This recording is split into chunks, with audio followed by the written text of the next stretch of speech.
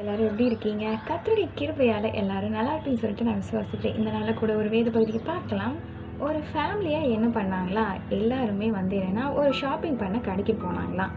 அந்த கடையில் ஒவ்வொரு குழந்தை என்ன பண்ணோம் அப்படின்னா, எனக்கு டாய்ஸ் வேணும், எனக்கு வந்து கிஃப்ட் வேணும், சாப்பாடு வேணும் அப்படின்னு சொல்லிட்டு நம்ம குழந்தைகளுக்கு நம்ம பார்த்து பார்த்து கொடுக்குறோம் ஃப்ரெண்ட்ஸ்.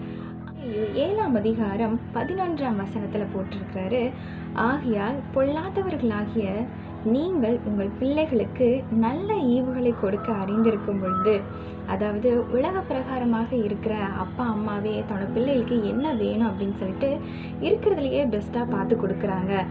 ஆனாலும் கர்த்தர் இதனால் சொல்கிறாரு, உங்கள் பிள்ளைகளுக்கு நீங்கள் கொடுக்க அறிந்திருக்கும் பொழுது பரலோகத்தில் இருக்கிற உங்கள் பிதா தம்மிடத்தில் வேண்டிக் கொள்கிறவர்களுக்கு நன்மையானங்களை கொடுப்பது அதிகம் நிச்சயம் அல்லவா என்று நம்ம பார்க்குறோம் ஃப்ரெண்ட்ஸ். பிள்ளைகளை உருவாக்க காரணமாக இருந்ததே அம்மா அப்பா தான். அவங்களே வந்து என்னென்னா நமக்கு நல்ல காரியத்தை செய்யும் பொழுது நம்மளை படைத்த தேவன் நமக்கு எப்படியான காரியத்தை செய்வார் என்று நீங்கள் இன்றைக்கி சிந்தித்து பாருங்கள் ஃப்ரெண்ட்ஸ். நன்மையான காரியத்தை உங்கள் வாழ்க்கையில் செய்வாராக. ஆமென். God bless you.